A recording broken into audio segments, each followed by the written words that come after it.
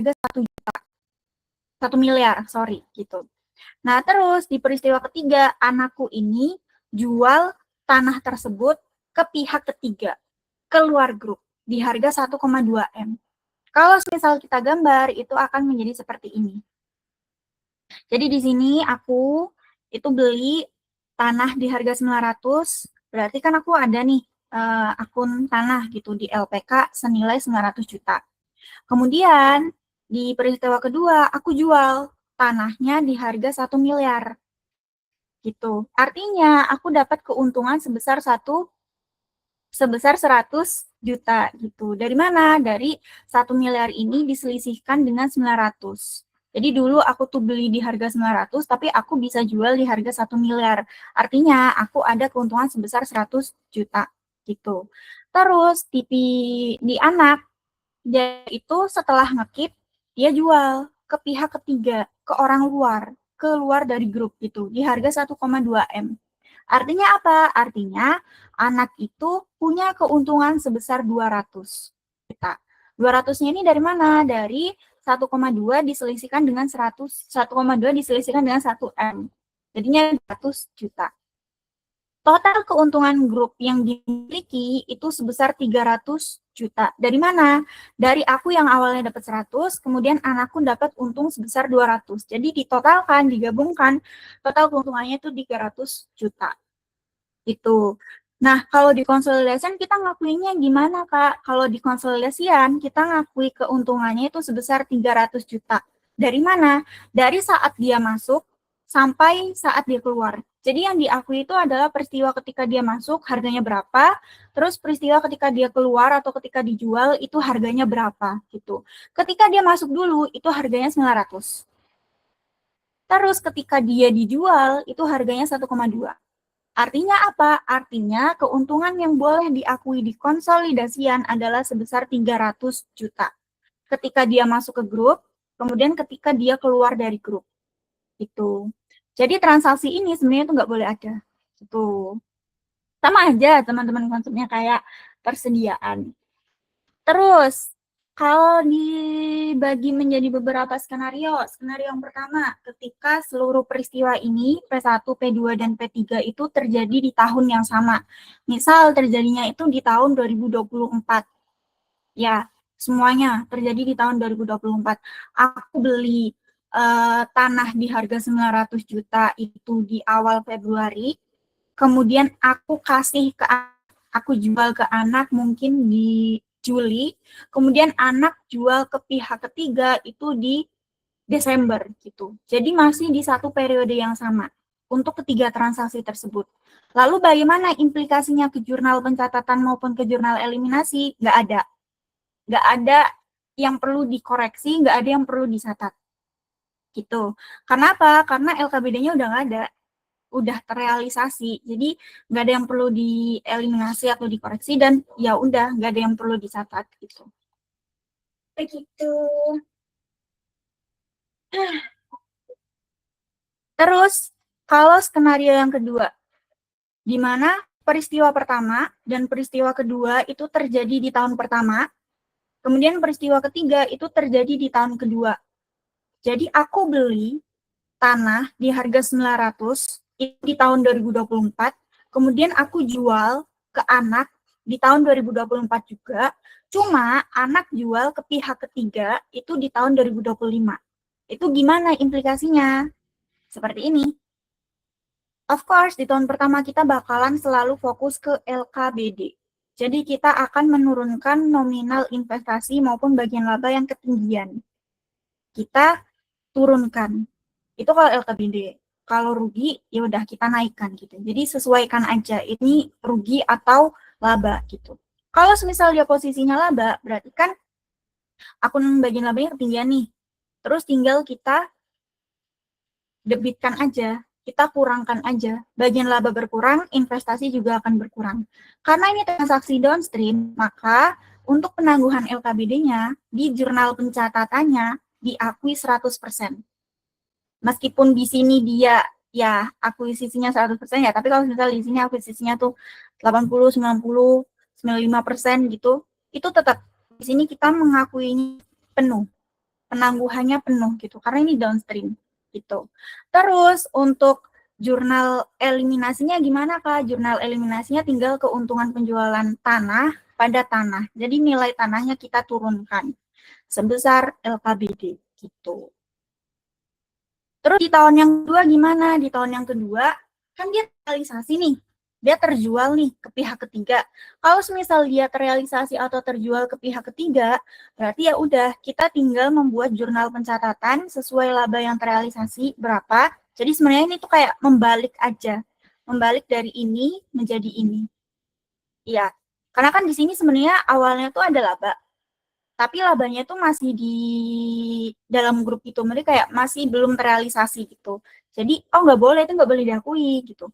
Terus di tahun kedua ternyata sudah terjual tanahnya ke pihak ketiga. Terus, oh ya udah nggak apa-apa, tinggal kita akui. Jadi tinggal kita balik aja jurnalnya. Tinggal kita kembalikan aja ke posisi semula nominal tersebut. Jadi misal kayak nominal investasinya itu 1,5 M. 1,5 M, terus ada peristiwa 1 sama peristiwa 2 di tahun 2024.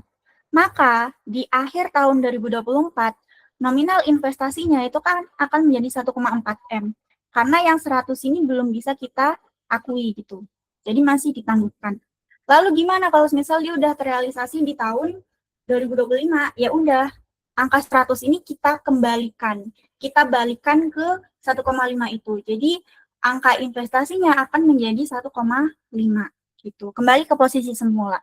Yang awalnya kita keep dulu 100-nya karena belum terrealisasi. Kalau udah terrealisasi, kita kembalikan ke posisi semula.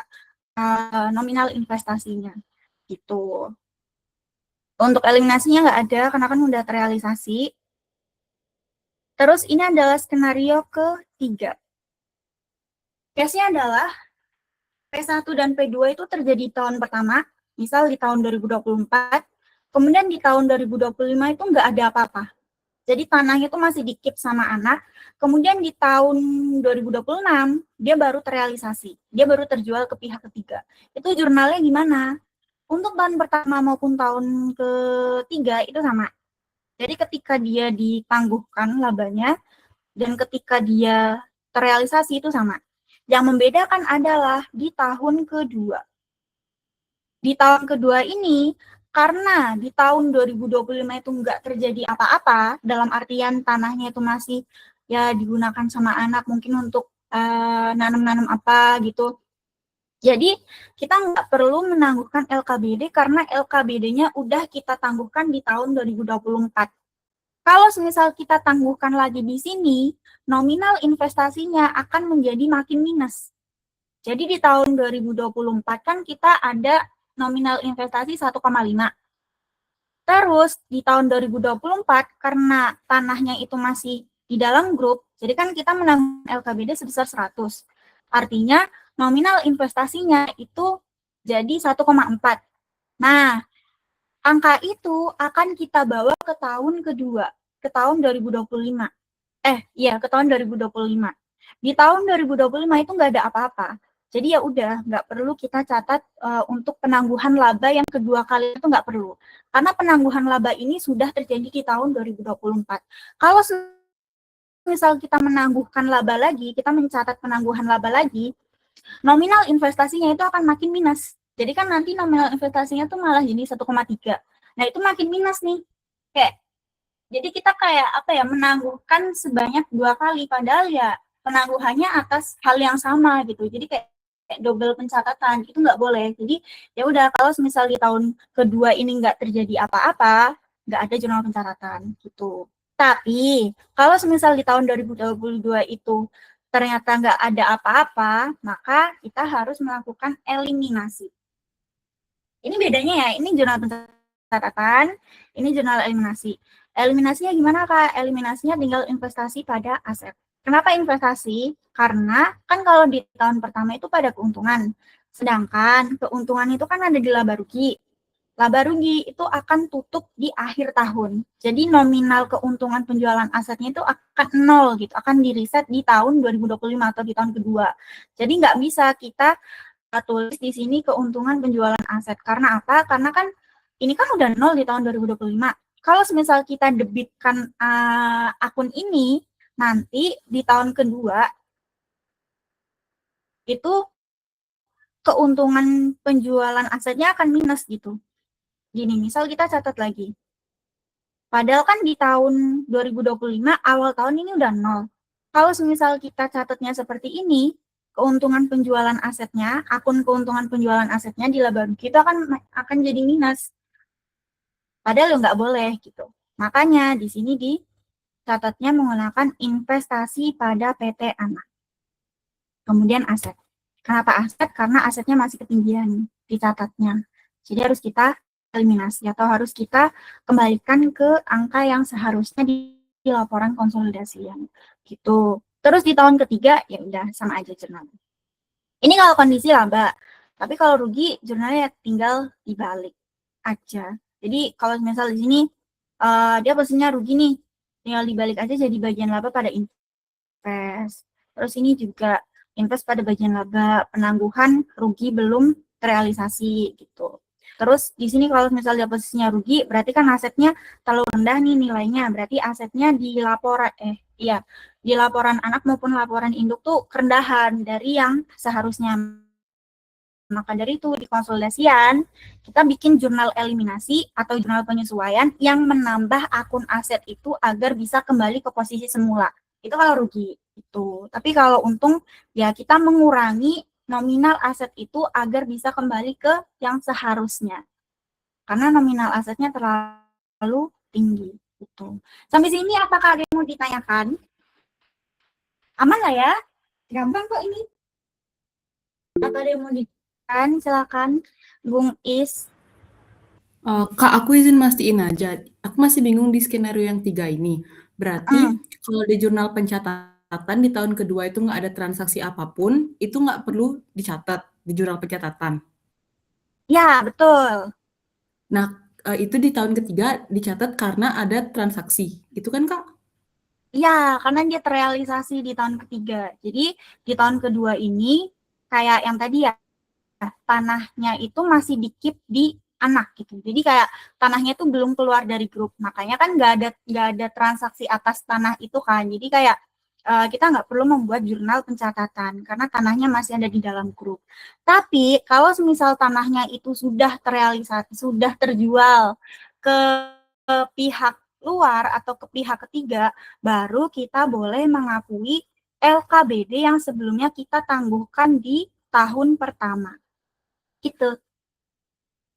Aman, Bung Oke, Kak. Is? Aman. Sama nanya ini, Kak, yang Hmm. jurnal Elim, itu kan tadi kan,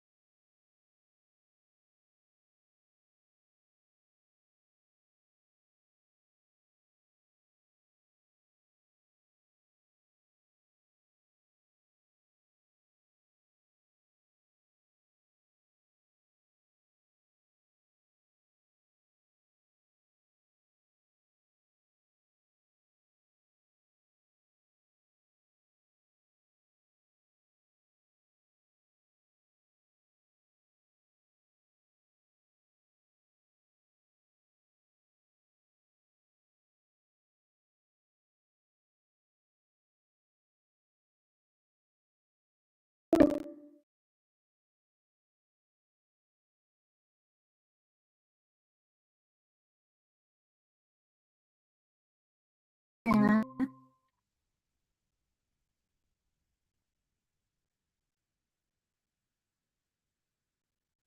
Oke, ini. Kita bikin kertas kerjanya aja biar kebayang ya. Jadi di sini misal induk.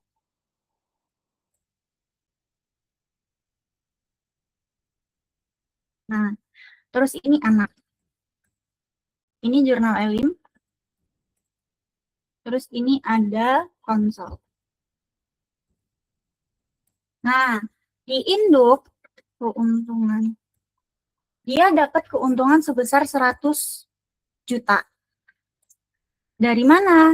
dari transaksi dia jual ke anak. Jadi induk itu punya tanah sebesar 900 juta, terus dia jual ke anak seharga 1 miliar. Artinya dia kan punya keuntungan sebesar 100 juta. Terus dari anak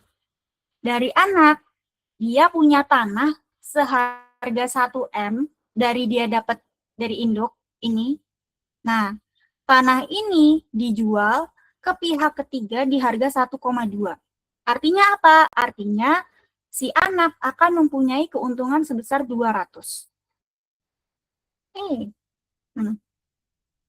Jadi di sini keuntungannya, anak mencatat keuntungan sebesar 200. Di konsolidasian, nominalnya akan menjadi 300. Dan nominal ini sudah sesuai dengan yang seharusnya. Karena apa? Karena tadi dilihat di sini, dia masuk ke dalam grup di harga 900. Kemudian dia dijual keluar grup di harga 1,2. Artinya dia dapat untung nggak? Dapat, Kak. Untungnya berapa? 300. Betul, 300. Nah, sudah cocok kan sama ini? Karena udah cocok angkanya, nominalnya, maka di sini kita tidak perlu membuat jurnal elim dan tidak perlu membuat jurnal pencatatan. Makanya di sini nggak ada apa-apa. Gitu. Jadi total keuntungan 300 ini tuh yang akan muncul di konsolidasian, di laporan konsolidasian sebesar 300. Karena kan balik lagi ya, untuk konsolidasian kan kita kayak menjejerkan laporan keuangan anak maupun laporan keuangan induk, terus kita jumlahkan gitu. Penjualan anak sama penjualan induk ada berapa, kita jumlah. Keuntungan anak sama keuntungan induk ada berapa, kita jumlah. Nah, di sini keuntungan induk itu ada 100 dan keuntungan anak itu ada 200. Kita jumlahkan menjadi 300. Nah, nominal 300 ini sudah sesuai dengan yang seharusnya ada di konsolidasian, yaitu 300 juga. Dari 900 ke 1,2. Itu. Makanya di sini kita nggak perlu ngotak-ngatik apa-apa lagi, karena udah sesuai gitu dengan yang seharusnya dilaporkan di konsolidasian. Gitu. Aman? Aman, Kak. Tapi aku mau nanya yang skenario 3 yang lanjutan dari Gungis itu, Kak. Kan kalau skenario 3 itu tuh dia dari yang induk beli sama yang terjual di luar itu kan selisih 1 tahun. Nah, kalau misalkan lebih dari 1 tahun itu buat jurnal eliminasi yang sesuai LKBD yang di tahun kedua itu cuma di 1 tahun aja atau berturut-turut gitu, Kak? Berturut-turut sampai dia benar-benar terjual. Karena balik lagi, jurnal eliminasi itu kan tidak mempengaruhi laporan keuangan anak maupun laporan keuangan induk. Jadi angka-angka yang dalam tanda kutip kurang sesuai di konsolidasian itu akan terus dibawa dari tahun ke tahun selama belum terjual keluar grup. Maka dari itu jurnal eliminasinya pun akan kita buat dari tahun ke tahun, entah itu sampai 10, 20, 30 tahun kemudian kalau misal dia belum terjual, baru ketika dia udah terjual kita berhenti membuat jurnal eliminasi karena udah tepat gitu nominalnya. Gitu. Oke, Kak. Jadi Makasih. kalau misal Oke. Aman ya? Aman, Kak. Oke. Ada lagi mau tanya kan? Jelas ya? Silakan. Oke, izin tanya Kak, yang skenario ketiga tahun kedua itu kan aku mau nanya lagi, Kakak boleh ulang nggak kenapa dia boleh pakai akun investasi pada anak? Terus kenapa asetnya itu dikredit? Itu karena buat nyesuaiin nilai aset ke nilai aset yang memang dibeli sama induk di awal gitu Kak? Iya, betul. Jadi kalau misal kita gambar ini aja ya. Kita bikin, teman-teman udah pernah bikin ini belum? Yang namanya apa ya? Aku lupa. Ntar aku cari. Jurnal eliminasi kayak persediaan, cuma aku lupa namanya apa. Yang itu loh yang penjualan, HPP, persediaan gitu, terus kita bikin tabelnya. Jujur lupa. Ya itu, intinya yang itu. Tapi kan kalau di aset tetap nama akunnya nggak itu ya. Nama akunnya itu ada tanah sama keuntungan penjualan tanah. Nah, di sini posisinya induk jual ke anak di tahun ke-3. Jual ke anak. Terus di sini ada sebelum konsol, terus ada elim, terus ada konsol. Nah, di konsolidasian yang ketiga ya, Zil? Iya Kak, yang ketiga tahun kedua. Tahun kedua ini, oke. Nah, di konsolidasian, dia kan belum terjual sama sekali di tahun kedua nih. Artinya, tanahnya itu masih ada di dalam grup. Ya kan? Nah, tanahnya masih ada di dalam grup, tapi nominal tanah yang harus kita akui itu berapa sih? Gitu. Nominal yang harus kita akui itu sebesar 900. Karena yang masuk ke dalam grup itu segini, ya udah kita akuinya segini untuk harga tanahnya. Jadi di sini di konsolidasian itu harus 900 juta.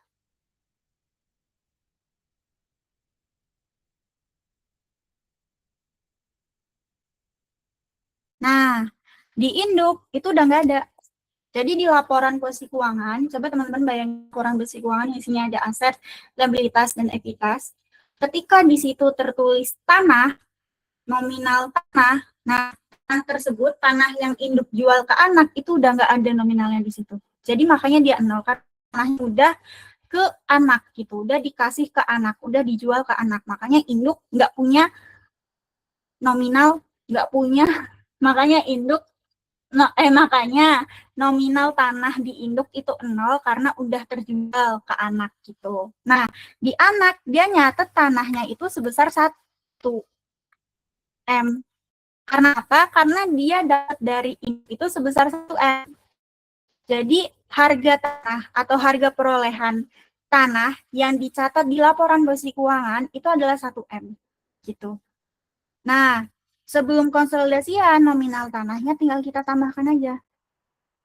Tapi di konsolidasian harusnya dia 900. Makanya gimana caranya biar 1 M ini menjadi 900? Ikan aja. 900 dikurangi 1 M.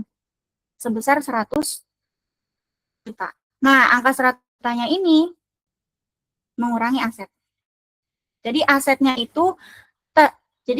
itu sudah terlanjur kita akui atau kita hargai sebesar 1 M, tapi harusnya yang kita akui itu sebesar 900 aja. Karena yang masuk ke dalam grup itu 900. Makanya di sini kita kreditkan tanah sebesar selisihnya. Itu ada 100 juta atau ya LKBD-nya ini sesuai dengan LKBD gitu. Terus kenapa dia pada investasi? Karena balik lagi ya, keuntungan penjualan aset ini atau keuntungan penjualan tanah ini kan udah tutup buku di tahun 2024-nya atau di tahun pertamanya.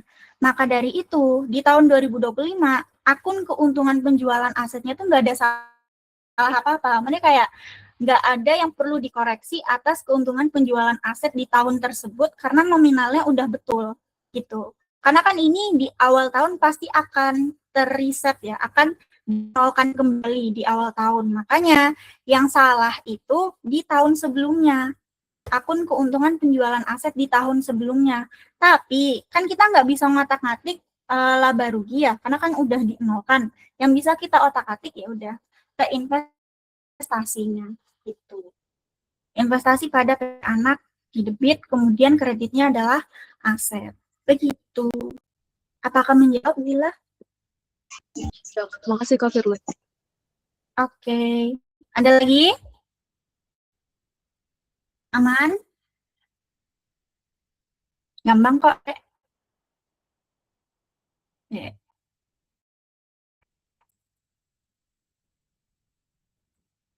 Oke.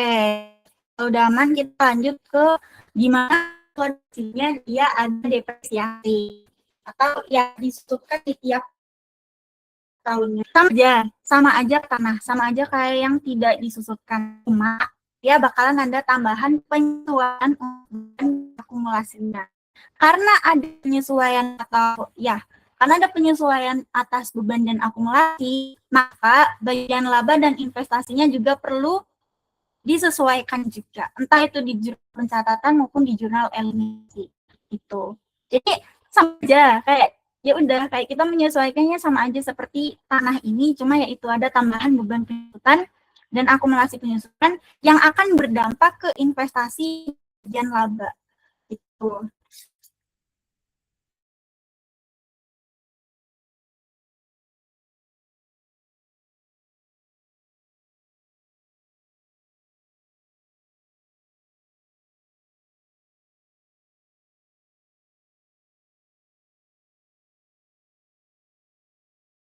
Kan kayak misal induk itu jual aset ke anak. Nah, padahal kan transaksi tersebut nggak boleh ada tuh. Ya udah di tahun pertama tinggal kita eliminasi aja. Kita buat seolah-olah induk itu tidak pernah menjual aset ke anak. Dibuat seolah-olah aset tersebut dimanfaatkan oleh kembali lagi akumulasi. Karena apa? Karena kan kalau misal kita membuat jurnal pencatatan nih, kalau misal kita jual aset nih, kan akumulasi penyusutannya di debit, kita hilangkan. Kemudian cost atau harga perolehan aset tersebut kita kreditkan. Jadi kan nanti saling menghapus gitu. Nah, padahal itu tuh nggak boleh. Di konsolidasian harus tetap diakui. Karena apa? Karena ini transaksi intragroup. Maka dari itu kita kembalikan lagi ke angka tersebut. Jadi di sini asetnya dikembalikan, tapi ini sebesar selisih ya, bukan sebesar cost. Kemudian untuk akumulasinya kita kembalikan lagi. Keuntungan atau kerugiannya nanti harus kita eliminasi atau harus kita hapuskan. Itu. Jadi dibuat seolah-olah induk tidak pernah menerima keuntungan dari anak atau dibuat seolah-olah induk tidak pernah menerima kerugian dari penjualan tersebut gitu. Jadi kayak kita menghilangkan transaksi tersebut gitu. Lalu pencatatannya gimana? Sama, kita menangguhkan LKBD.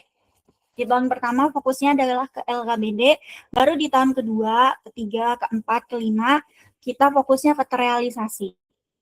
Itu. Nah, di tahun pertama, ya udah kita menangguhkan LKBD pada bagian laba pada investasi. Itu kalau laba. Kalau rugi gimana? Kalau rugi tinggal dibalik aja, investasi pada bagian laba gitu. Nah, di tahun kedua, jurnalnya seperti ini. Sama, ini sama. Bedanya apa? Bedanya tadi, ini keuntungan diganti jadi invest. Nominalnya juga sama. Ini sama ini sama. Ini sama ini. Ya itulah.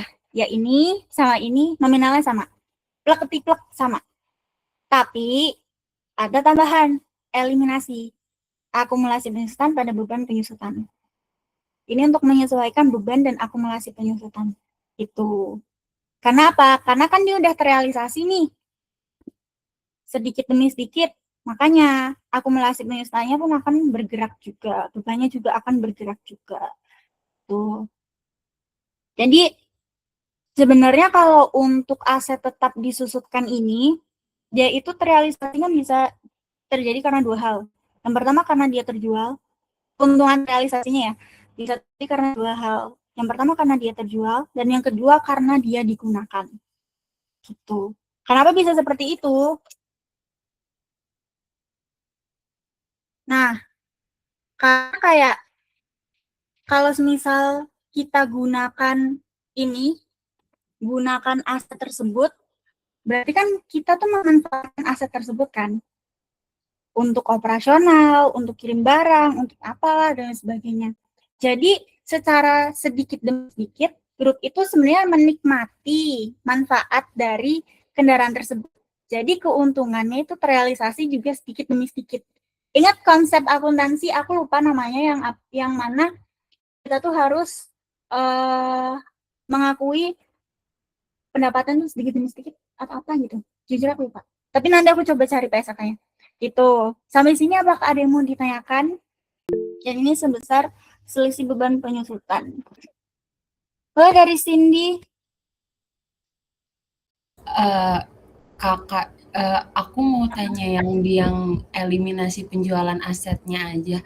Aku masih belum paham kenapa kayak di tahun keduanya, maksudnya logikanya aku masih belum paham kenapa harus ada eliminasi penjualan lagi.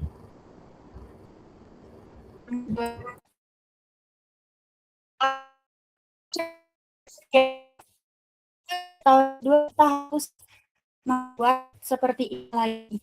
Ada yang mau menjawab? Ayo, guys. Apakah ada yang mau menjawab? Alia mau jawab? Enggak Kak, aku mau Renal. nanya. Tadi pertanyaannya Renal mau kenapa? jawab? Iya, mau jawab, Kak. Tadi Boleh, silakan. pertanyaannya kenapa tahun kedua investasi kan? Kenapa tahun pertama ke keuntungan apa kerugian tadi itu? Tadi itu Gitu ya? pertanyaannya kenapa di tahun kedua kita perlu membuat jurnal ini lagi? Padahal di tahun pertama udah bikin jurnal ini. Gitu nggak sih, Sim? Iya, konsep Iya. itunya aku agak bingung aja, Kak. Oke. Yuk, Renal, maju. Oke, aku mau coba jawab ya. Itu kan tadi misal aset apa sih ini? Aset disusutkan mobil deh. Mobilnya diperoleh sama ini apa? Upstream, downstream. Diperoleh sama Downstream. induk 10. Berarti kan dicatat 10 di induknya. Terus si induk jual ke anak dengan harga 12. Berarti di induk kan 0 nilainya. Terus di anak 12. Berarti asetnya terlalu banyak kan. Jadi kita harus mengurangi asetnya. Mengurangi asetnya dengan cara membuat jurnal itu. Keuntungan, aset, akumulasi penyusutan. Terus di tahun kedua, kenapa dia berubah jadi investasi, bukan keuntungan penjualan aset, karena keuntungan itu kan akunnya masuk ke laba rugi, jadi dia udah hilang gitu di tahun berikutnya. Jadi digantilah dengan investasi, karena laba rugi kan masuk ke saldo laba kan nanti masuk ke investasi.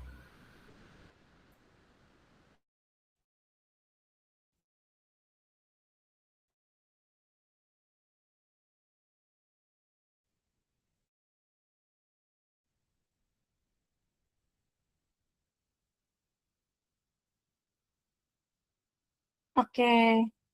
Suaraku aman? Aman. Masuk suaraku? Oke. Tadi lanjut, Renal. Yang saldo laba gimana? Kan itu kan kita harus menyesuaikan kan biar di konsolidasian mesinnya itu totalnya 10, nggak 12. Nah, terus bukan 12 sih, biasa kan ada depresiasinya ya. Makanya tadi aku lihat jurnalnya kok aneh.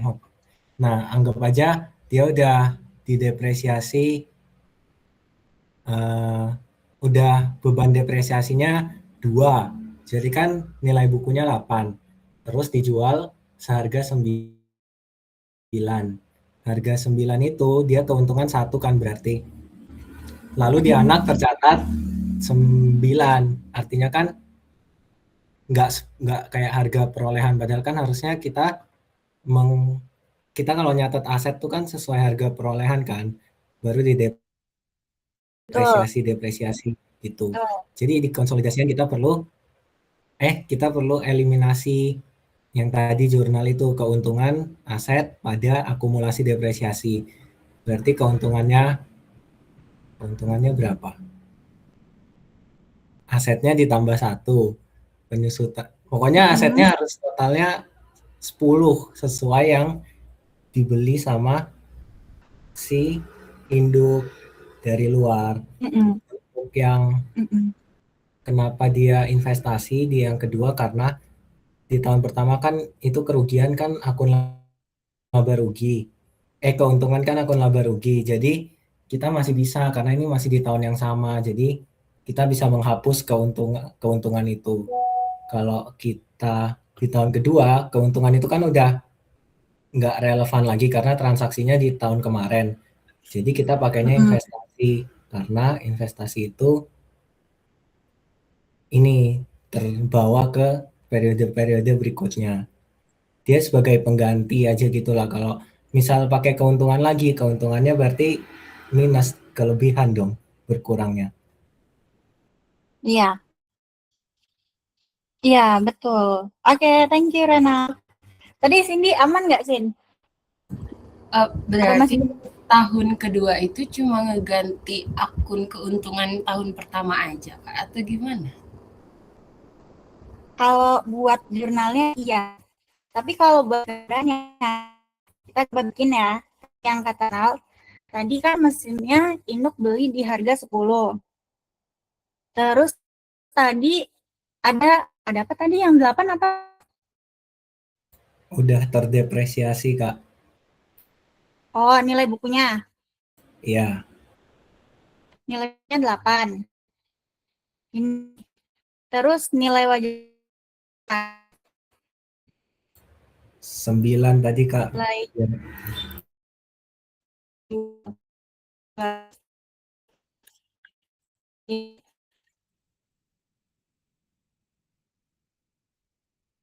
gitu kah? Jual di harga Itu yang 12 nggak jadi, Kak. di cancel.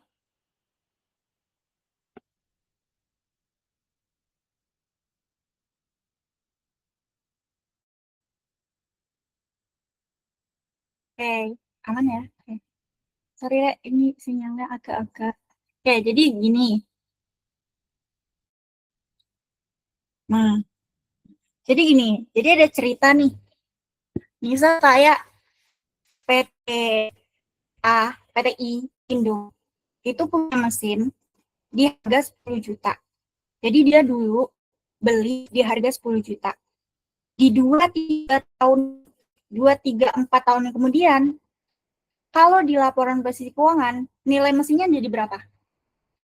Jadi kita nyatet mesin di laporan posisi keuangan itu berapa? Mungkin 5 tahun kemudian gitu. Tetap 10 juta kah atau akan turun gitu? Di Turun. ininya ya, di mesin. Tetap, Kak. Di mesinnya. Di akun mesin. Tetap kah atau turun? Oh, di Ayo akun PA ini PA. tetap, Kak, tetap. Tetap, Kak, tetap. Tetap.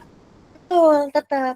Jadi nominal ini di mesin itu nah jadi 10 ini akan menjadi nominal mesin atau harga perolehan mesin yang akan dibawa 10, 20, 30, 40, 50 tahun kemudian. Entah itu dia udah diakumulasi 1%, 2%, 3%, 4%, 5%, 10%, bahkan 100%, itu boleh dicatat mesin 10 juta. 10 juta ini adalah harga perolehan. Perolehan. Jadi akan tetap di angka 10 juta ini. Di akun mesinnya ya, di laporan posisi keuangan mesin gitu. Terus cara kita tahu nilai bukunya gimana, Kak? Lewat akumulasi penyusutan. Ingat, nilai buku itu dihasilkan dari harga perolehan dikurangi dengan akumulasi penyusutan.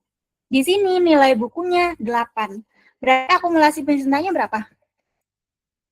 2. Betul.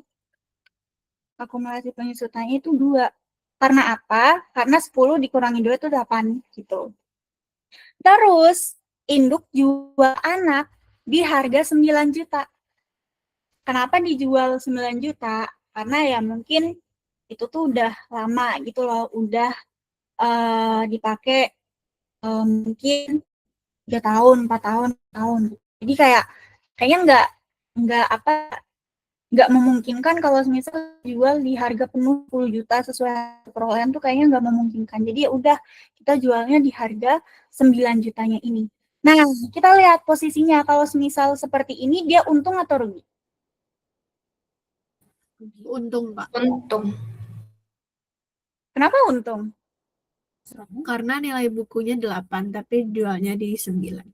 Jadi untung 1. Betul. Ya, Jadi, cara mencari dia untung atau rugi itu lewat nilai buku dibandingkan sama nilai wajar atau harga jualnya. Bukan dari harga perolehan. Jadi meskipun dulu di harga perolehannya itu, dulu kita belinya itu di harga 10 juta, kemudian sekarang kita jualnya 9 juta, mungkin seakan-akan terlihat itu tuh rugi. Mungkin ya, karena kan kita jualnya jadi lebih rendah daripada dulu kita beli gitu. Padahal ingat, ini adalah aset tetap disusutkan, yang artinya nilai bukunya akan berubah terus-menerus, akan berkurang terus-menerus karena ada akumulasi penyusutan yang bertambah terus. Itu. Dan itu untuk melihat dia untung terus itu bukan dari harga perolehan dibandingkan dengan berapa dia jual, tapi pembandingnya adalah nilai buku dibandingkan dengan berapa dia jual. Di sini dia itu untung. Karena apa? Karena nilai bukunya itu lebih rendah daripada nilai wajarnya atau harga jualnya. Jadi misal kayak aku nih, induk, di laporan posisi keuangan, aku tuh menghargai aset mesinku di angka 8. Tapi dilalah si anak mau dengan sukarela, dengan riang gembira, beli 9 juta. Artinya apa? Artinya aku dapat untung 1 juta. Gitu. Jadi kita menghargai asetnya itu sebenarnya lebih rendah, tapi ternyata ada yang mau belinya tuh lebih tinggi daripada yang kita hargai itu. Maka dari itu kita untung. Kalau rugi gimana? Tinggal dibalik aja. Misal kayak kita tuh menghargai aset itu di laporan basi keuangan, nominal ini nilai buku asetnya itu katakanlah 9 juta. Tapi kalau misal kita pakai angka 9 juta tuh nggak ada yang mau beli gitu loh. Jadi kayak ada yang mau beli, cuma dia belinya itu di 8 atau 7 juta. Artinya kita rugi sebesar 1 atau 2 juta. Gitu. Nah, udah. Sampai sini aman, Cindy? Untuk Aman, ini? Kak. Itunya aman. Oke. Oke, kalau aman, kita coba ke tabelnya. Ini tabelnya aku kopas aja ya. Wait. Ya, terlalu besar. Ya, atau apa sih nama akunnya? Bentar.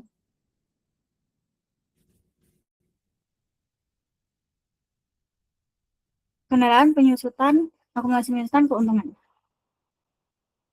Kita pakai yang di sini aja. Nah, di sini. Ini untuk tanah. Ini untuk yang aset tetap disusupkan. Ini ada mesin tadi, kemudian ada akumulasi penyusutan, kemudian ada keuntungan. Nah, di sini ada induk, di sini ada anak,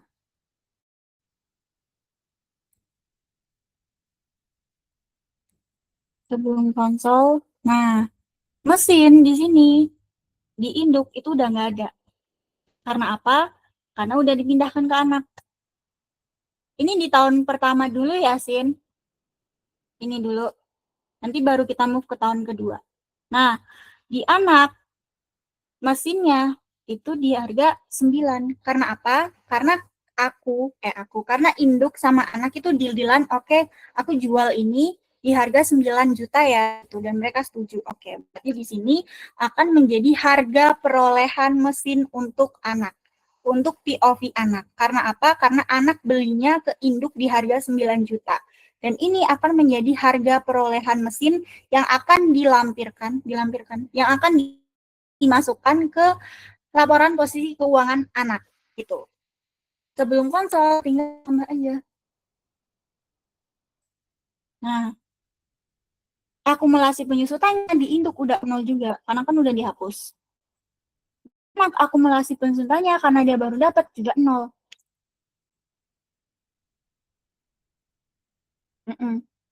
Jadi ini tinggal ditambah. Oke. Keuntungannya, induk dapat untung tadi. Kalau nggak salah 1 deh.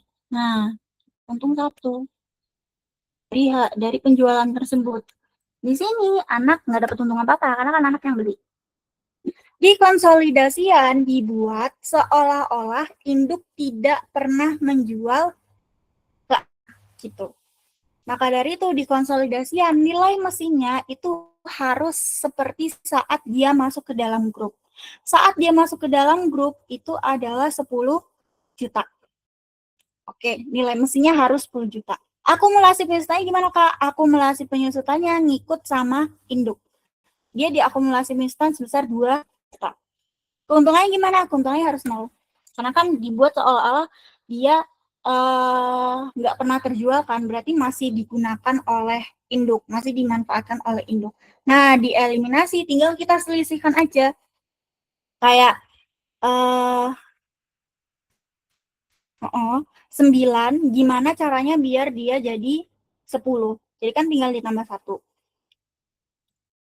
Terus akumulasi penyusutannya, gimana caranya biar dia jadi 2. Dari yang awalnya nggak ada. Jadi kan tinggal ditambah 2. Keuntungan, gimana caranya biar dia jadi 0. Apa? Karena di konsolidasian itu posisinya nggak ada penjualan, nggak ada keuntungan. Nah, tapi di induk dia nyatet keuntungan, padahal nggak boleh gitu. Makanya harus dikurangkan. Jadi minus keuntungannya. Nah, ini angka-angka ini yang kita masukkan ke jurnal eliminasi. Jurnal eliminasinya gimana? Tinggal dilihat. Mesin, dia harus +1. Mesin normalnya itu di debit, karena dia aset. Makanya di sini ada mesin, di debit sebesar 1. Kemudian akumulasi penyusutan, normalnya di kredit. Makanya di sini ada kredit, akumulasi penyusutan sebesar 2. Keuntungan itu sama kayak pendapatan. Pendapatan normalnya di kredit. Maka dari itu keuntungan normalnya juga di kredit. Tapi di sini keuntungannya itu di minus. Artinya dia kebalikan dari posisi normalnya. Posisi normalnya di kredit, kalau dia minus maka kita debitkan keuntungan sebesar 1. Itu. Nah, tadi mana? Jadilah seperti ini. Gitu, Sin. Aman, Sin? Aman. Nanti kalau misal di tahun kedua, tinggal ini diganti aja pakai akumulasi, pakai ini, investasi. Dan kenapa di tahun kedua tetap ada jurnal ini? Karena balik lagi. Jurnal eliminasi, mau kita buat sepanjang apapun, itu tidak berpengaruh ke laporan keuangan induk maupun laporan keuangan anak. Nah, di anak, lihat, dia nyatetnya 9, padahal harusnya 10. Makanya dia harus dieliminasi lagi di tahun kedua. Di induk, dia ada keuntungan 1, tapi kan udah tutup buku. Jadi kita nggak bisa ngotak-ngatik keuntungan ini. Ngotak-ngatiknya kemana? Ke investasi. Akumulasi penyusutan. Dia 0, 0, 0. Padahal harusnya ada akumulasi penyusutan. Jadi tinggal kita tambahin aja akumulasi penyusutan. Makanya jurnalnya akan sama. Cuma bedanya di sini, dia menjadi investasi. Tapi, kalau di tahun kedua ada jurnal tambahan, yaitu akumulasi penyusutan dan beban penyusutan. Karena apa? Karena ingat, kalau untuk konsolidasian itu dibuat seolah-olah tidak pernah terjadi transaksi intragrup, baik itu ke anak maupun ke induk, baik itu downstream maupun upstream, kalau misal dia belum terjual ke pihak ketiga. Kalau posisinya seperti itu, misal di tahun pertama itu dia sudah disusutkan sebesar, akumnya kan 2. Nah, di konsolidasian, akumulasi penyusutannya ini juga akan terus bergerak. Jadi di tahun kedua akan ada eliminasi atau penyesuaian untuk akumulasi penyusutannya lagi gitu. Karena apa? Karena nggak mungkin kan akumulasi penyusutannya di 10, 20, 30 tahun kemudian itu 2 terus, kan dibuat seolah-olah ini dinikmati atau dimanfaatkan oleh induk gitu. Jadi akan ada penyesuaian juga terkait dengan akumulasi penyusutannya sesuai dengan pencatatan ini. Gitu. Aman semuanya? Aman, Kak. Aman, Kak. Terima kasih, Oke, Kak. boleh Alia. Iya, Alia. Oke Kak, aku mau tanya. Sebenarnya kan kalau sepemahamanku di buku itu jurnal Elim yang tahun kedua yang buat akumulasi penyusunan album berkejutan itu kan karena dia itu belinya itu di akhir tahun yang pertamanya 31 Desember gitu. Jadi makanya karena baru beli di akhir tahun, jadi kan di akhir tahun itu ya pas beli belum ada beban penjusutan yang harus disesuaikan gitu kan Kak. Nah tapi kalau misalnya case-nya kayak di soal kita itu, dia itu belinya kan nggak di akhir tahun ya Kak, di Juli. Yang dimana Juli sampai misalnya Desember itu kayak apakah itu tetap dibuat penyesuaian beban penyusutannya atau tetap dibuat di tahun keduanya gitu. Itu sih Kak, aku mau nanya. Oke.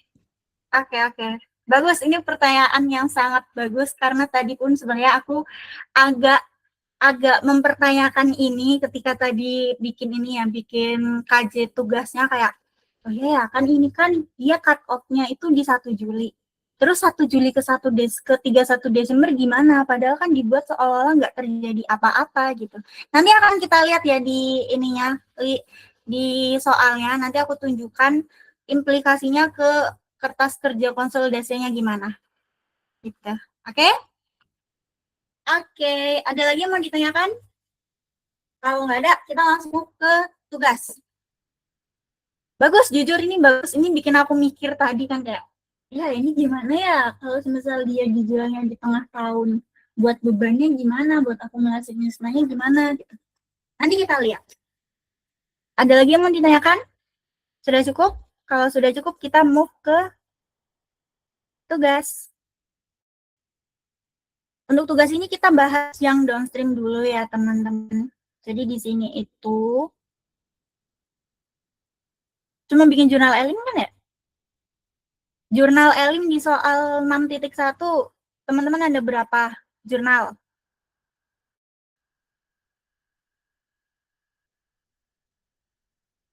Ayo, jangan takut salah, gak apa-apa. Kan bisa aja aku yang Jurnal Elimnya yang downstream atau yang upstream juga, Kak?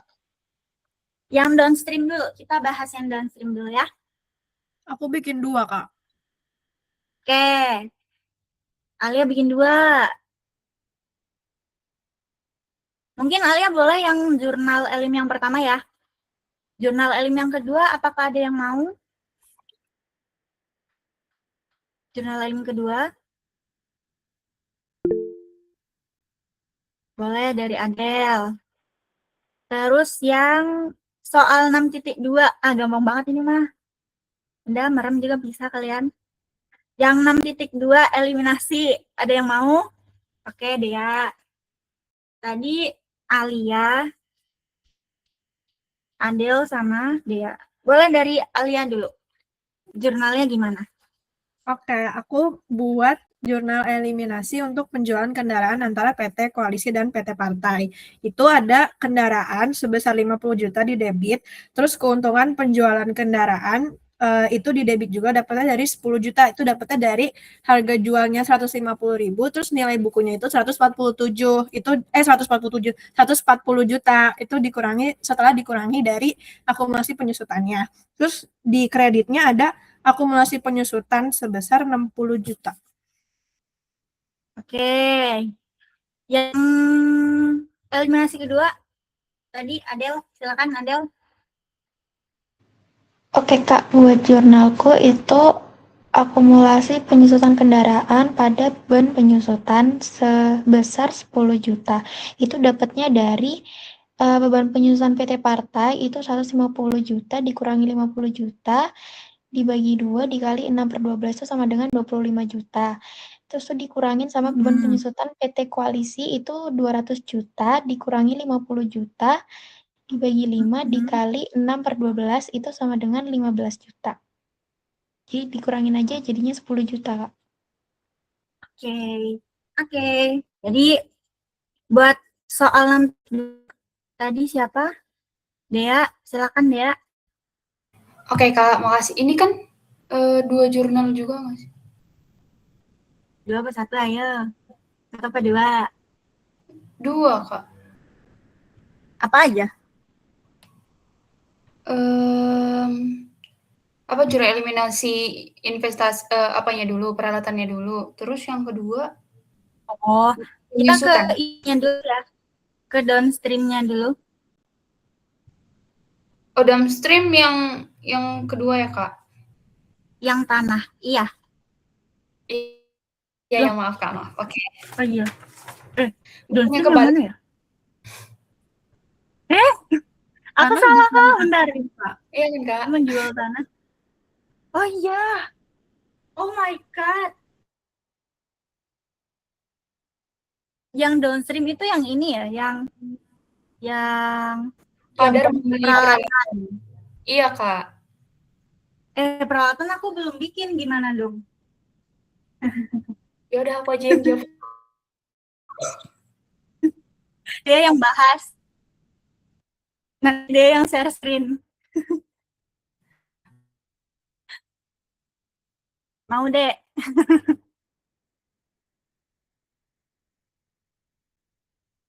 Atau gimana ya? Sorry guys, aku salah membaca. Ternyata yang namanya yang downstream itu peralatan, bukan tanah. Dan aku mencari yang tanah. Oh my God.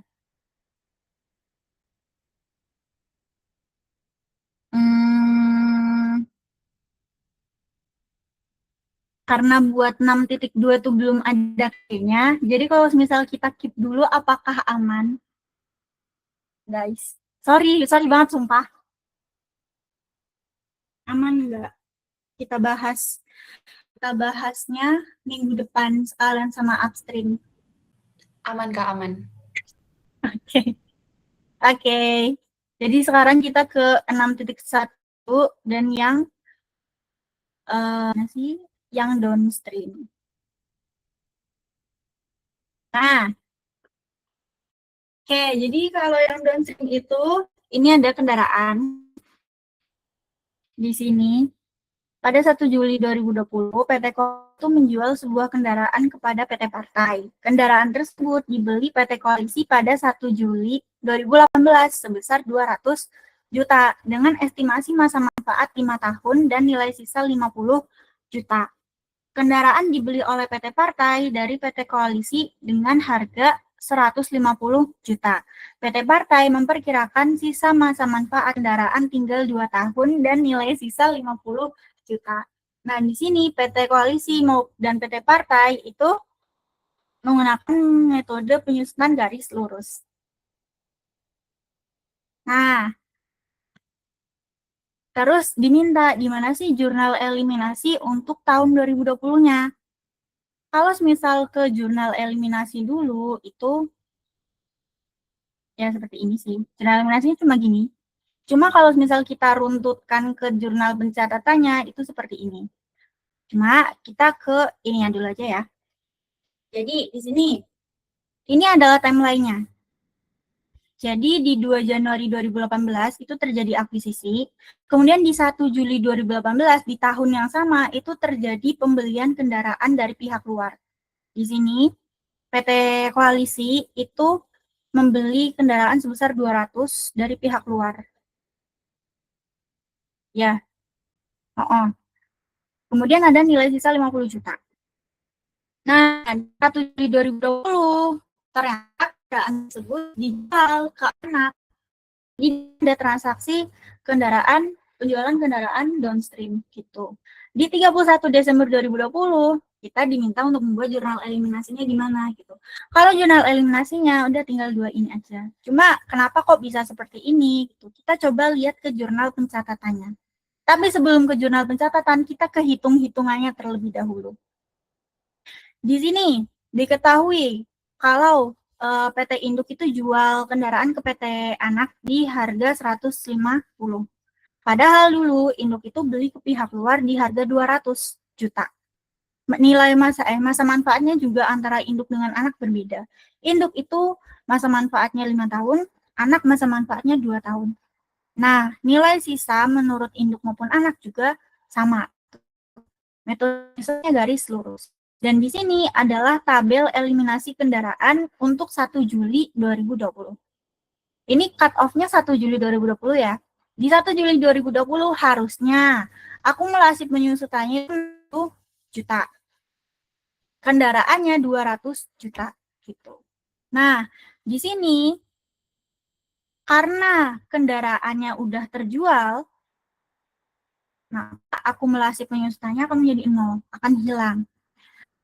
Ganti itu, di sini ada keuntungan penjualan kendaraan sebesar 10 juta. 10 jutanya dari mana? Dari perbandingan antara nilai buku dengan nilai wajar. Caranya nilai bukunya gimana? Dihitung. Seperti ini. Nilai bukunya per 1 Juli 2020 adalah 140 juta. 140 juta ini dari mana? Dari harga perolehan dikurangi dengan akumulasi depresiasi per 1 Juli 2020 sebesar 60 juta. 60 juta ini dari mana? Dari hitung-hitungan beban depresiasi tiap tahun. Jadi di sini kan PT Koalisi itu mendapatkan aset tersebut di 1 Juli 2018. Maka dari itu beban depresiasi di tahun 2018 itu nggak full 12 bulan, enggak. Karena dia baru mendapatkan di 1 Juli 2018, maka beban depresiasinya hanya setengahnya aja. Dari 1 Juli ke 31 Desember. Jadi di sini sebesar 15 juta doang gitu. Dari mana tinggal diselisihkan aja 200 dikurangi dengan 50 dibagi dengan 5 tahun terus dikali dengan setengah atau 6/12. Nah, di tahun 2019 dia sudah dapat didepresiasi penuh, makanya di sini 30 juta. Di 2020, ingat di tahun 2020 adalah terjadinya transaksi intragroup, yang artinya PT Koalisi akan berhenti melakukan akumulasi atau melakukan depresiasi ketika aset tersebut udah terjual. Dia terjualnya di 1 Juli 2020. Jadi, PT Koalisi hanya boleh membuat depresiasi atau mencatat depresiasi dari 31 Desember 2019 ke 1 Juli 2020. Hanya setengah tahunnya aja. Karena per 1 Juli itu sudah pindah tangan ke anak. Jadi PT Koalisi nggak perlu membuat beban depresiasi lagi, nggak perlu mencatat beban depresiasi lagi. Karena ya asetnya udah nggak ada di kita, kayak buat apa kita harus mendepresiasikan lagi kalau misal asetnya ada di tangan kita gitu. Makanya di sini beban depresiasi 2020 pun sama, hanya setengahnya aja, sebesar 15 juta. Terus tinggal kita akumulasikan aja depresiasi yang udah kita catat dari tahun 2018 ke tahun 2020, terus kita cut off di 1 Juli 2020, ketemulah 6 juta. 60 juta ini akan menjadi pengurang harga perolehan kendaraan. Harga perolehan kendaraannya itu 200. Sudah disusutkan sebesar 60 juta. Dari awal dia beli, dari tahun 2018, dari 1 Juli 2018, sampai dia terjual di 1 Juli 2020. Dia sudah disusutkan sebesar 60 juta. Nah, maka dari itu nilai bukunya berapa? Nilai bukunya tinggal dikurangkan aja. 200 dikurangi dengan 60 juta, ketemunya 140 juta. 140 juta ini namanya nilai buku. Itu. Nah, nilai buku ini dibandingkan dengan berapa sih uang yang kita dapatkan dari anak. Di soal diketahui kalau semisal dia dijual di harga 150 juta. Nilai bukunya 140, harga jualnya 150. Artinya apa? Artinya kita punya keuntungan, kita dapat keuntungan sebesar 10 juta. Itu. Nah, 10 juta ini kita masukkan ke atas sini. Karena PT Koalisi udah dapat keuntungan sebesar 10 juta, akumulasi penyusutannya udah dihilangkan, kemudian kendaraannya udah nggak ada, nominal kendaraannya udah dipindah ke anak. Di anak, dia nyatetnya berapa? Nyatetnya sebesar harga jual dari induk ke anak, yang akan menjadi harga perolehan untuk anak. Harga perolehannya menjadi 150 juta. Nah, tinggal kalau sebelum konsol kan tinggal ditambah-tambah aja ya. Di konsolidasian nggak boleh kayak gini, tidak boleh, ini tidak sesuai gitu, ini belum tepat gitu. Lalu yang tepatnya bagaimana? Yang tepatnya itu dibuat seolah-olah induk tidak pernah menjual ke anak dan anak tidak pernah menerima kendaraan dari induk. Makanya di sini dikonsolidasikan harga yang dicatat di sini adalah harga perolehan yang masuk ke dalam grup. Ingat, yang masuk ke dalam grup. Bukan yang masuk ke dalam anak, bukan yang masuk ke dalam induk. Yang masuk ke dalam grup. Yang masuk ke dalam grup dulu itu induk di harga 200 juta. Dulu induk beli di harga 200 juta. Gitu. Kemudian akumulasi penyusutannya 60. 60 ini dari mana? 60 ini ngikut akumulasi penyusutan induk. Karena apa? Karena dibuat seolah-olah tidak pernah terjual ke anak. Jadinya akumulasi penyusutannya itu sebesar ya sesuai yang ada di tangan induk itu berapa gitu. Makanya di sini nilai bukunya itu harus 140 juta. Ini akan sesuai dengan nilai buku induk gitu. Per 1 Juli 2020. Itu. Nah, terus gimana di anak seperti ini? Harga perolehannya 150. Dia dapat dari induk 150. Kemudian nilai sisa kendaraannya itu 50 dari soal. Masa manfaatnya juga sama dari soal. Nah, beban depresiasinya juga sama. Anak mendapatkan aset tersebut di 1 Juli 2020. Kemudian kita mencari per 31 Desember itu berapa sih ininya depresiasinya. Di 31 Desember depresiasinya berapa sih? Nah, nggak mungkin kan kita mendepresiasikan 1 tahun penuh. Kayak nggak make sense gitu loh. Kita harus mendepresiasi 1 tahun penuh padahal kita dapatnya di tengah tahun gitu. Nanti bebannya akan ketinggian. Makanya kita hanya mencatatnya setengah tahun aja. Jadi dikalikan dengan 1/2. Aslinya kalau 1 tahun penuh itu depresiasinya sebesar 50 juta. Tapi karena didepresiasinya itu hanya 6 bulan atau 1/2 tahun, di sini beban depresiasinya menjadi 25 juta. Menjadi 25 juta dari 50 juta dibagi dengan 2. Itu. Kemudian nilai akumulasi depresiasi per 1 Juli 2020 itu nggak ada. Karena kan baru diterima, nggak mungkin tiba-tiba kita memunculkan akun akumulasi depresiasi berapa juta gitu kan nggak mungkin ya. Karena kan ya udah itu tuh baru diterima dan belum kita manfaatkan dan belum kita depresiasi gitu. Ingat ini per 1 Juli, sedangkan ini per 31 Desember. Gitu. Maka dari itu nilai bukunya itu tinggal dikurangkan aja. 150 dikurangi dengan 0, ketemunya 150. Begitu. Ini di-keep dulu. Setelah itu kita move ke jurnal pencatatan. Ini harus jurnal pencatatannya gimana? Kita tracking dari sejak induk mendapatkan kendaraan tersebut. Di 1 Juli 2018, induk itu beli kendaraan di harga 200. Maka dari itu di sini induk mendebitkan kendaraan di kreditnya kas sebesar 200. Ini asumsinya kita mendapatkannya dengan memberikan tunai gitu asumsinya. Tapi kalau misalnya dia utang ya udah tinggal utang usaha atau utang apa gitu. Terus ini kendaraan. Kemudian di 31 Desember 2018, ingat kita harus mencatat beban depresiasi.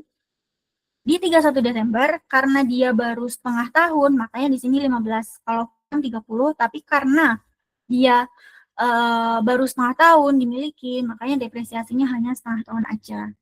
Di 31 Desember 2019, di tahun berikutnya, di akhir tahun berikutnya, kita mencatat beban depresiasi pada akumulasi depresiasi sebesar 30 juta, udah full 1 tahun, 1 periode.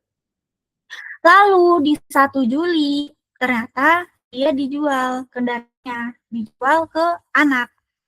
Tapi, kan kita harus menyesuaikan juga sama beban depresiasinya. Karena kan kita hanya baru mencatat beban depresiasinya itu untuk 31 Desember.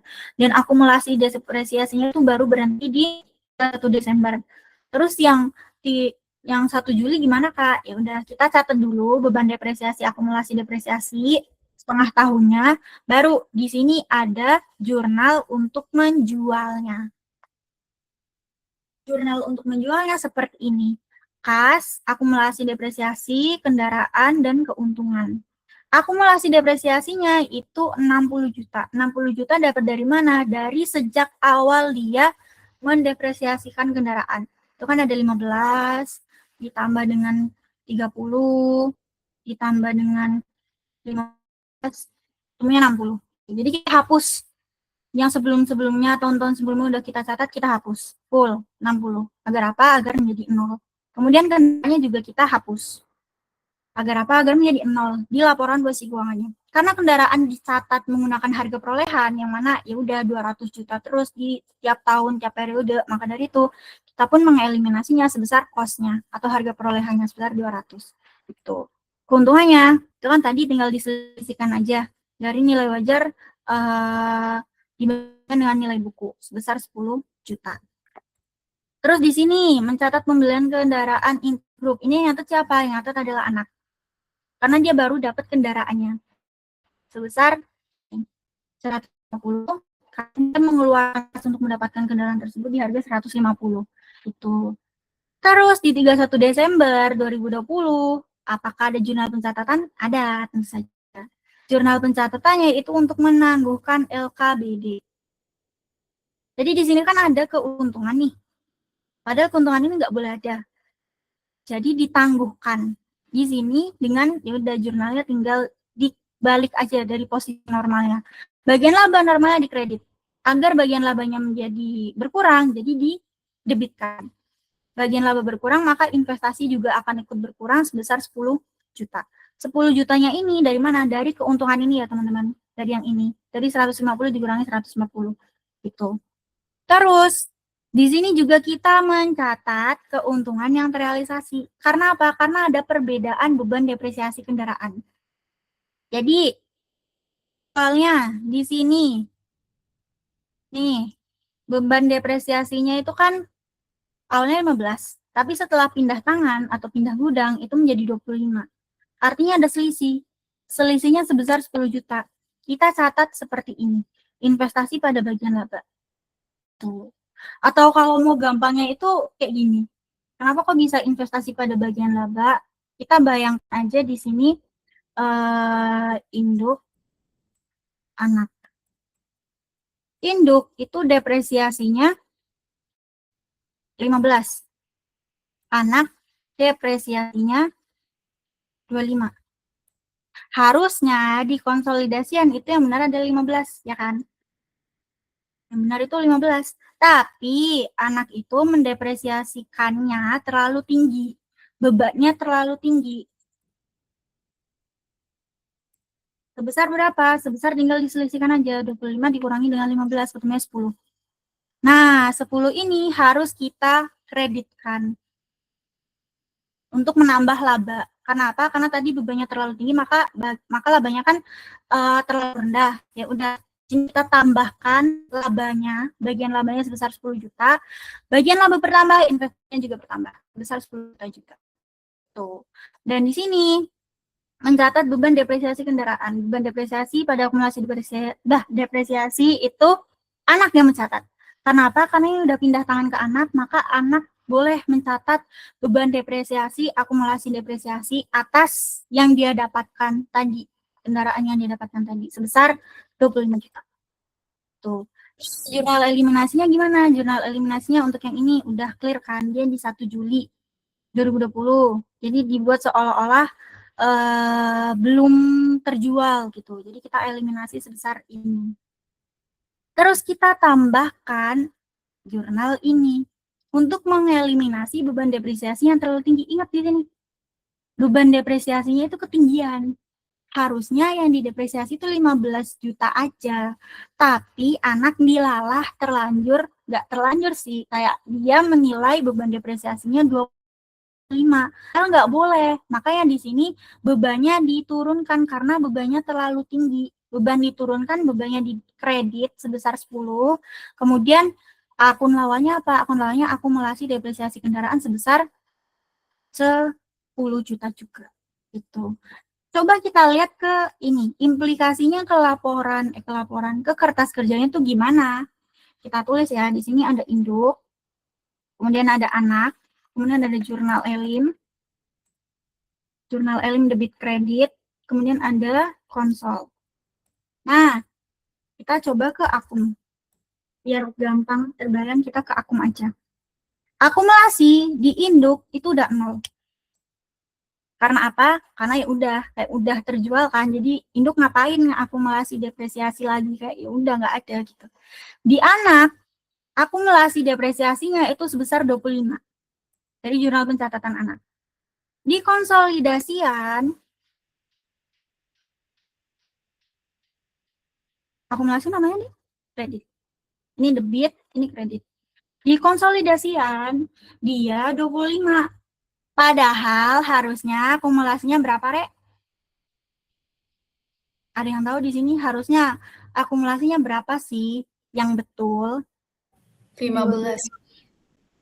Berapa? 15 juta, Kak. No. Yang betul aku kasih plus 3. 60, Kak. Berapa? 60. Salah. Berapa? Ayo lagi.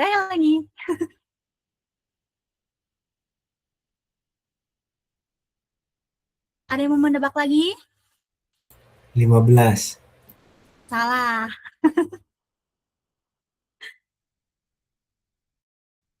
Ayo, lagi, ayo. 50, Kak. No. Udah nyerah belum? Udah nyerah nih. Nggak ada yang mau nyoba 75. lagi. Betul. 75. Betul, 75. Kenapa? Karena di sini, ingat, konsolidasian ini untuk akhir periode. Untuk 31 Desember 2020. Akumulasinya itu harus 75. Iya. Kenapa harus 75? Ingat, di konsolidasian ini dibuat seolah-olah induk tidak pernah menyerahkan kendaraan ke anak. Artinya apa? Artinya kendaraannya masih ada di induk. Yang artinya akumulasi penyusutannya akan terus berjalan dari tahun ke tahun. Gitu. Dan di sini diketahui akumulasi penyusutan per 1 Juli 2020 adalah 60. Kita cari untuk 31 Desember itu berapa gitu. Tinggal kita tambahkan aja kan, kayak di sini 60. Terus kita tambah setengahnya itu kan tadi 15. Artinya angka inilah yang tepat dikonsolidasikan. Karena balik ya, kayak ini dibuat seolah-olah nggak pernah terjual. Nggak pernah terjual. Jadi induk itu mengakumulasinya itu tetap berjalan gitu loh. Sampai 31 Desember 2020. Nah, udah ketemu kan? Di sini masih ada selisih ternyata. Sebesar 50. 50 ini dapat dari mana, Kak? Dapat dari eliminasi. Di sini dilihat ada jurnal elim, akumulasi di kredit sebesar 60. Kemudian ada juga akumulasi di debit sebesar 10. Nah, sesuai eliminasinya. Begitu. Selesai. Buat Alia, aman Alia? Ini sekaligus menjawab pertanyaan dari Alia. Aman banget, Kak. Oke. Ada yang mau ditanyakan? Boleh deh ya. Kak, aku mau nanya, itu kan saat peralatannya udah dibeli sama anak, itu kan dia penyusutannya jadi 2 tahun. Nah, kita nggak pakai itu ya Kak, eliminasinya nanti. Bukan pakai yang 2 tahun itu ya. Enggak. Jadi sebenarnya nggak berpengaruh ke konsolidasiannya. Karena di konsolidasian balik lagi dibuat seolah-olah induk tidak pernah menjual ke anak. Jadi dibuat ya udah induk yang masih masih depresiasi sesuai dengan sesuai dengan depresiasinya yang ada di tahun-tahun sebelumnya gitu. Jadi dibuat seolah-olah di sini 75 ini didapatkan dari akumulasi depresiasi induknya itu per 31 Desember 2020 gitu. Begitu. Aman, Dek? Oh, oke, Kak. Iya, aku kira ada penilaian ulang masa manfaat, Kak. Jadi Enggak. makasih, Kak. Ada lagi? Ada lagi yang mau tanyakan? Boleh, Aisyah? Oke Kak, kan tadi di kelas tuh Bunia sempat bilang kalau misalkan keuntungan dari transaksi peralatan tuh tetap bisa dianggap terrealisasi selama aset itu kan digunain. Nah aku mastiin berarti walaupun awalnya laba itu dieliminasi karena masih mereka satu grup itu tuh maksudnya kayak alurnya gimana ya Kak, masih bingung. Soalnya kan asetnya kan masih ada di dalam satu grup itu tapi kok kenapa bisa dia dibilang terrealisasi gitu. Oh, paham. Kayak asetnya tuh belum terjual, tapi kenapa ada kata keuntungan terrealisasi, gitu kah? Iya Kak, soalnya kata Bunya tadi tuh, jadi keuntungan terrealisasi itu juga bisa, keuntungan tuh bisa dianggap terrealisasi kalau asetnya tuh digunain gitu, jadi nggak cuman karena dijual. Iya, betul. Karena itu. Jadi kayak keuntungan itu, kayak apa ya, jujur aku bingung menjelaskannya. Jadi kayak, ini sebenarnya agak jelimet ya. Kayak aku pun pas awal-awal kayak mempertanyakan kenapa namanya keuntungan terrealisasi, padahal dalam tanda kutip kita tuh nggak dapet untung sama sekali gitu loh. Kayak kita nggak menjual, berarti kan kita nggak ada menambah keuntungan di kredit gitu kan. Kok bisa namanya keuntungan terrealisasi gitu. Iya, Balik Kak. lagi teman-teman. Keuntungan realisasi di sini itu lebih ke kayak sudah berapa banyak manfaat yang kita dapatkan dari kendaraan tersebut. Gitu. Makanya keuntungan terrealisasi itu nggak hanya didapatkan ketika kita menjual ke pihak luar, tapi ketika kita memanfaatkan, kita tuh dapat manfaat, dapat keuntungan gitu. Makanya namanya keuntungan terrealisasi gitu. Jadi lebih ke kayak mencatat manfaat sih sebenarnya, manfaat yang terrealisasi karena kita sudah menggunakannya untuk operasional lah, untuk kegiatan-kegiatan keseharian lah. Berarti kan kita mendapatkan manfaat atas aset tersebut kan. Dan itu namanya keuntungan terrealisasi atau manfaat yang sudah terrealisasi atas penggunaan aset tersebut gitu. Aman, Aisyah? Oke Kak, aman Kak. Makasih Kak. Oke. Ada lagi yang mau tanyakan? Sudah 8:30, wow. Kita padahal baru bahas satu ini doang, satu soal. Ada lagi? Sudah cukup? Clear? Oke. Buat kuisnya tadi aman nggak? Susah kan? Kakak, aku tadi kuis tuh ngefotonya udah dari pokoknya lewat 52. Terus kan agak loading ya biasanya.